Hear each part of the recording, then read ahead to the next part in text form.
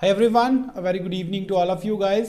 सो students, percentage के basic concepts पढ़ने के बाद आज मैं आपके लिए एक सीरीज लेके आया हूँ टॉप 20 क्वेश्चंस की।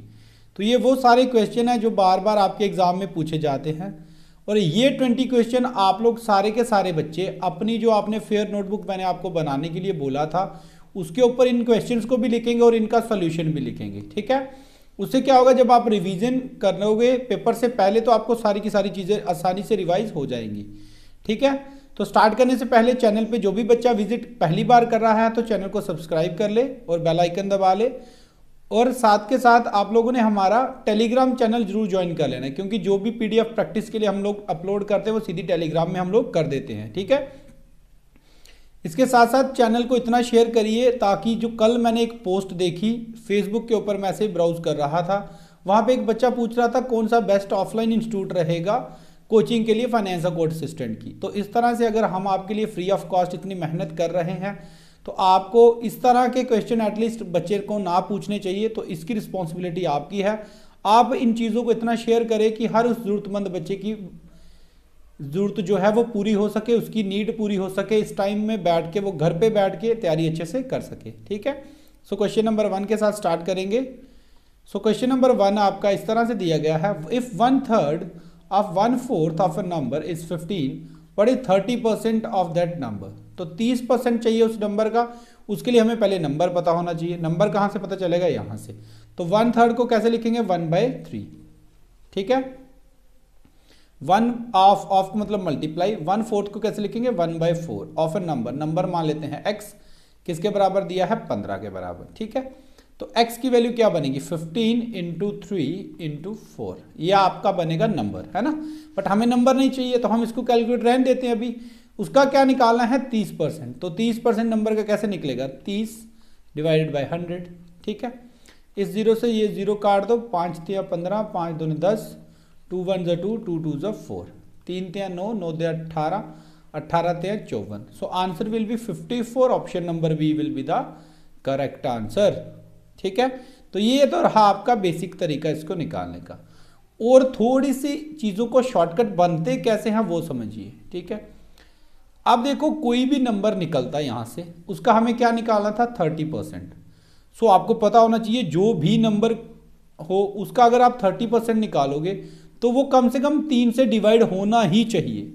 ये मस्ट है। किसी भी नंबर का आप 30% निकाल के देखना।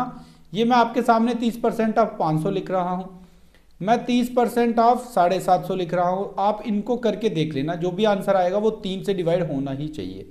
तो आप ऑप्शन एलिमिनेशन की प्रोसेस को यूज कर सकते हैं। ठीक है, तो 3 से डिवाइड होने के लिए कोई भी नंबर उसका जो सम है, जैसे 6 और 5 का सम 11 है, तो अगर वो 3 से डिवाइड हो सके तो नंबर 3 से डिवाइड होता है, वरना नहीं होता है। ठीक है, तो ये 6 5 11 नहीं हो सकता था आंसर, 8 5 13 नहीं हो सकता था, 5 0 5 नहीं हो सकता था, 5 4 9 ये आंसर हो सकता था और यही आपका आंसर बन जाता। 5वां ऑप्शन मैंने एक्स्ट्रा ले लिया है क्योंकि आपको 4 ही ऑप्शन वहां पे दिखेंगे। ये शॉर्टकट है, ये हर क्वेश्चन में चल जाएगा मैं कह नहीं सकता, बट ये जो बेसिक तरीका है ये हर जगह चलेगा आपका। ठीक है, इसलिए मैं शॉर्टकट से बचता हूं, ताकि कई बार क्या होता है बच्चे फिर शॉर्टकट के पीछे के भागते भागते ना बेसिक चीज़ें भूल जाते हैं। ठीक है, और इसके साथ एक और चीज़, ये जो आज आप देख रहे हो एक साइड पे मेरी फोटो आ रही है स्क्रीन के ऊपर, तो ये मैं इसलिए लेके आया हूँ ताकि कुछ चीज़ें होती हैं जो एक्सप्रेशन से हम लोग आपको समझा सकते हैं, तो दैट्स वाई मैंने ऐड करा है। अच्छा लगा हो तो बता देना कमेंट बॉक्स में कि सर ठीक है, ये नहीं होगा तो हम इसको हटा के पूरी स्क्रीन पे आपके लिए वैसे ही चीज़ें करते रहेंगे। ठीक है, आई होप ये चीज़ आपको समझ आई होगी। नेक्स्ट क्वेश्चन पे मूव करेंगे। Next question is saying the length of a rectangle is increased by 20%, by what percent should the width be reduced to maintain the same area. तो पहले इसको मैं आपको बेसिक तरीके से समझाता हूँ। ठीक है, मान लो लेंथ है, ब्रेथ है और एरिया है।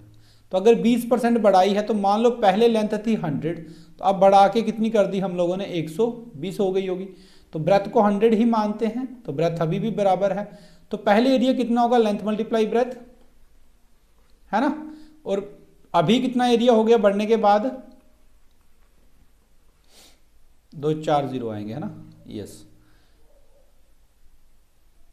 4 0, यहाँ पे 3 0 आएंगे, 10,000 ये 12,000। अब एरिया कितना इंक्रीज हुआ उसकी परसेंटेज बता, उसको बराबर रखने के लिए कह रहा है कि विड्थ कितनी रिड्यूस करनी चाहिए। अरे यार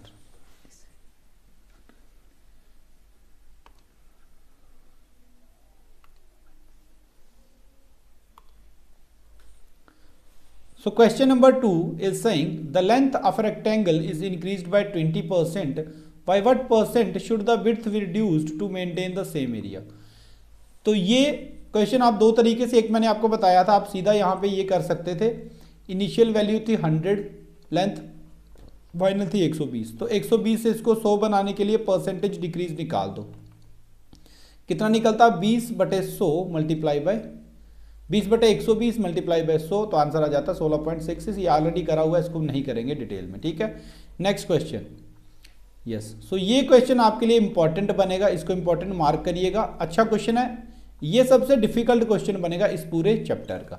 इन an election there are 2 candidates, okay, A और दूसरा कौन है, बी मान लेते हैं। ए को मिले 40% वोट, तो ए को लिख दिया 40। तो सुने, अगर दो ही कैंडिडेट हैं और टोटल कोई भी चीज कितना होती है 100%, ए को मिले 40 तो बी के कितने मिले होंगे, कमेंट बॉक्स में आप लोगों ने लिखना है। तो 100 में से 40 गए 60%, ठीक है।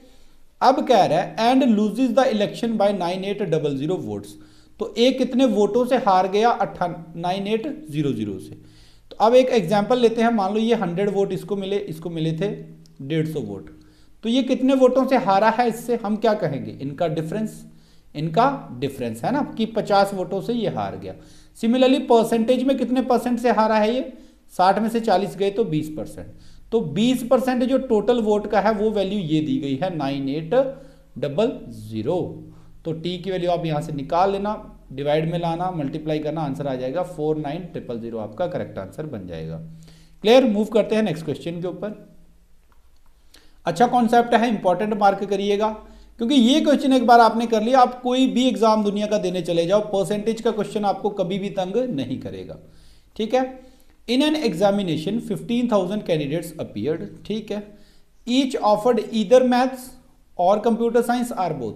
तो 3 केस है, या तो उनको मैथ दिया गया होगा सिर्फ, या उनको कंप्यूटर साइंस दिया गया होगा, या फिर दोनों मिल सकते हैं, ठीक है। अच्छा, अब वो कह रहा है इफ 75% ऑफर्ड मैथ्स, तो मैथ्स में कितने बच्चे आए 75%, कंप्यूटर साइंस में आए 45%, और कुछ बच्चे ऐसे होंगे जो दोनों में आए होंगे। तो अब ये जो बच्चे हैं ना मैथ्स वाले, इसमें कॉन्सेप्ट ये कहता है कि इस 75% में वो बच्चे हैं जिनको सिर्फ मैथ मिला है, जिनको कंप्यूटर साइंस नहीं मिला, उसके साथ साथ वो भी बच्चे हैं जिनको दोनों मिल गए हैं, है ना, उनको भी मैथ में काउंट करेंगे ना कि उनको मैथ मिला है। 45 में जिनको कंप्यूटर साइंस मिला है वो भी आएंगे, और जिनको मैथ और कंप्यूटर साइंस मिला वो भी आएंगे। इसका मतलब ये जो दोनों वाले फैक्टर वाले बच्चे हैं ये दोनों जगह ऐड हो गए हैं। अब ये पता कैसे चलेगा कितने बच्चे हैं वो, तो देखो ऐसे टोटल कितना बनना चाहिए था हमारा 100%, इनको ऐड करो 5 और 5 10, 7 4 11 और 1 12, ये कितना बन रहा है 120%। ये जो एक्स्ट्रा 20% हमारे पास आ रहा है ये किसकी वजह से आ रहा है, ये जो है 2 बार ऐड हो गया है, बल्कि होना एक ही बार चाहिए था।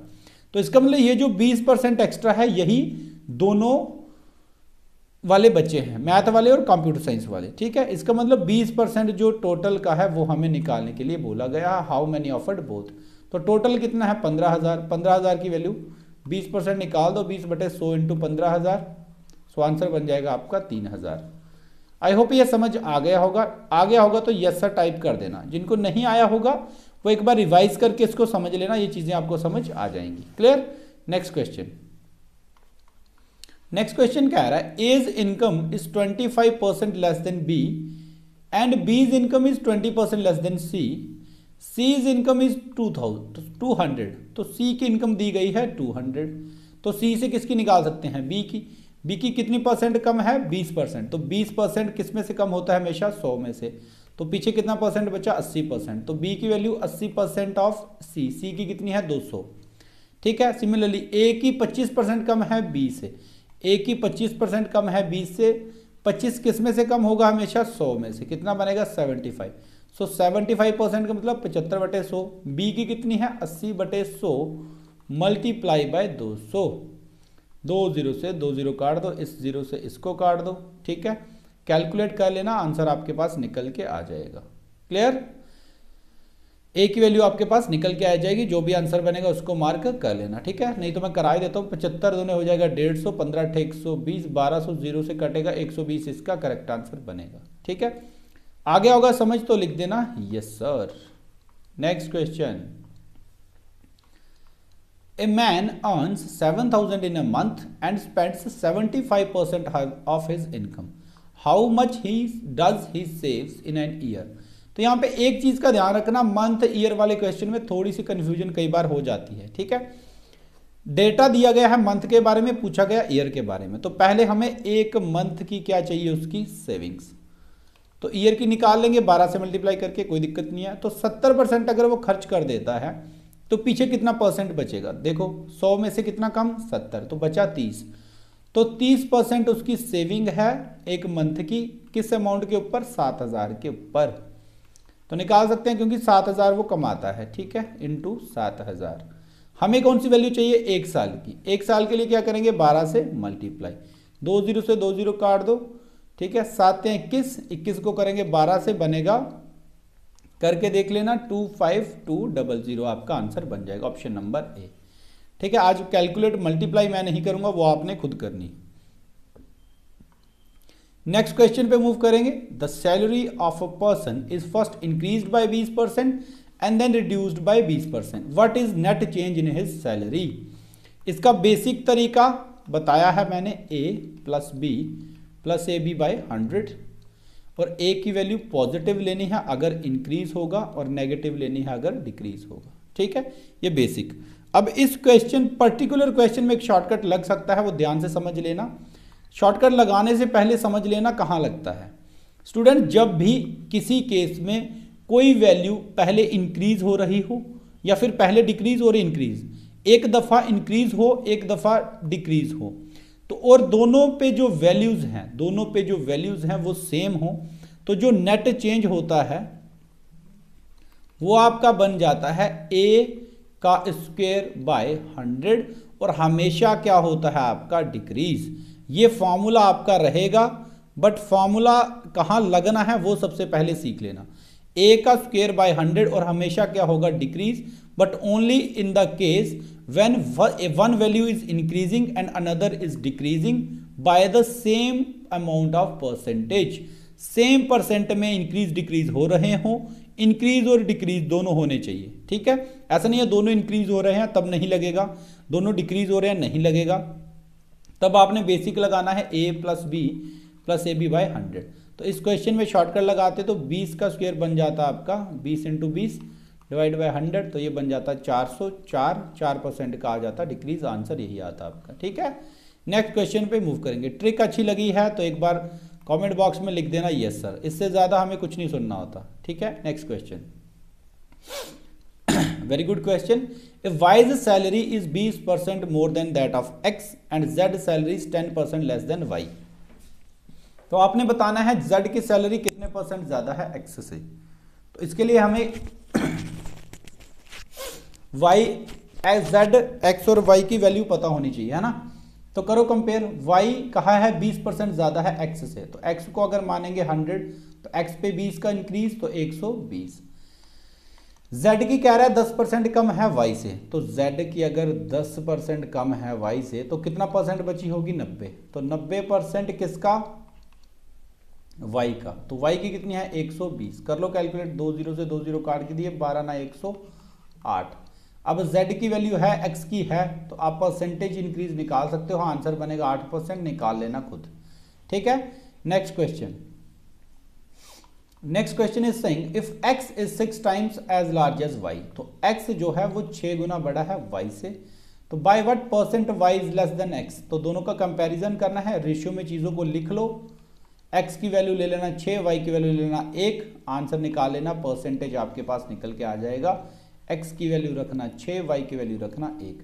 अब आपका हाथ, पेन और दिमाग एक साथ चलना चाहिए, क्वेश्चन अब आपके निकलने चाहिए। आप ये समझ के चलिए आपके ने दिमाग में 50% सिलेबस आपका सिर्फ परसेंटेज से मैं खत्म कर दिया है, ये बताऊंगा आपको साथ साथ में कैसे। Next question,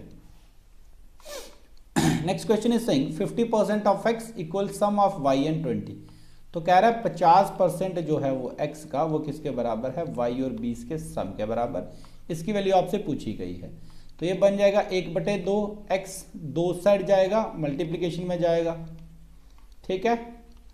2y plus 20 दूने 40, y की वैल्यू 2y उधर जाएगा, ये आपकी क्वेश्चन बनेगी। यही आपसे पूछा गया है, आंसर बन जाता 40। खत्म बात, ज़्यादा नहीं सोचेंगे। Next question, yes, in a library 40% of the total books are in English. तो टोटल बुक्स होती कितनी है ये बताओ। 100% होगा कोई भी चीज़, उसमें से इंग्लिश में कितनी है 40%। नेक्स्ट कह रहा है 80% ऑफ द रेस्ट। हाँ, यहाँ से समझना, रेस्ट का मतलब बची हुई। तो इंग्लिश में 40 हैं, तो बची कितनी होंगी टोटल ये बताओ। बची कितनी होंगी टोटल 60%, है ना। तो रेस्ट कितनी है 60%, उसका 80% किस में है, हिंदी में। तो 80% किसका, हिंदी में 60% का। तो 80% ऑफ 60, है ना। तो ये बनेगा 4/5, ये 12 से कटेगा, 12 चौके 48। तो हिंदी में कितनी होगी total 48%। And the balance 300 books are in other languages. तो अदर में बताया गया है कितनी है 300। अब परसेंटेज में अदर कितनी बची हैं, 40% ये है, 48% ये है, 88 हो गया। तो परसेंटेज में कितनी बची हैं अदर्स 12%। क्यों, क्योंकि टोटल 100 था, ये 40, ये 48 और ये 12 बची होंगी। तो हम लिख सकते हैं कि 12% जो टोटल की वैल्यू है वो किसके बराबर है 300 के बराबर। यहां से यही आपसे पूछा गया है, total number of books. Value calculate कर लोगे, आंसर आपके पास निकल के आ जाएगा, ठीक है। आंसर क्या निकलेगा वो बता देता हूं, ऑप्शन नंबर 20 का आंसर बना लेना। Next question, successive increase decrease, यहां बढ़ रहा है, यहां कम हो रहा है, सेम वैल्यू है, सेम वैल्यू है, सेम वैल्यू है ना। पहले बढ़ रहा है फिर डिक्रीज हो रहा है, तो क्या फॉर्मूला लगाएंगे, a का स्क्वायर बाय 100, a का स्क्वायर बाय 100।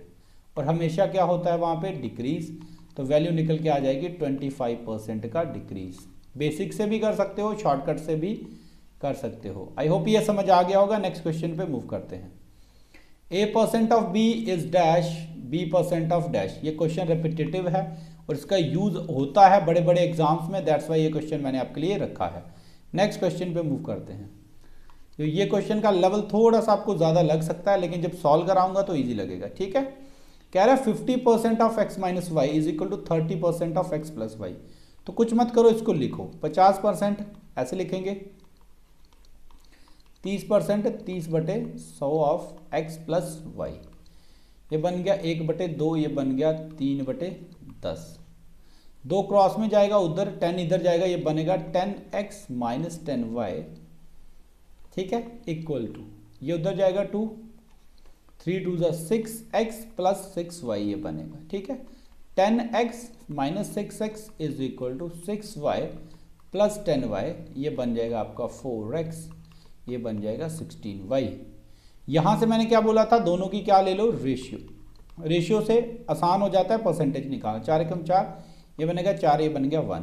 तो x की वैल्यू आप लोगे 4, y की वैल्यू लोगे आप 1, और इसमें निकालना क्या है बता देना, x y का कितना परसेंट है।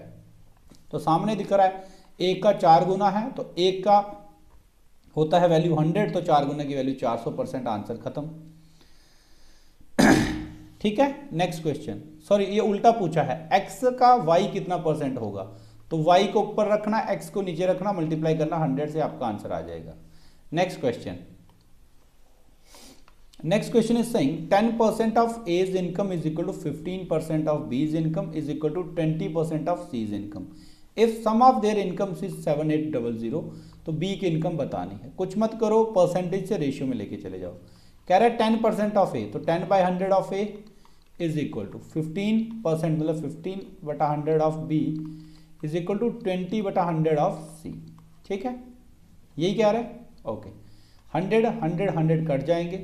A और B की रेशियो लिख सकते हैं, B को इधर ले आएंगे, बनेगा ये 15/10।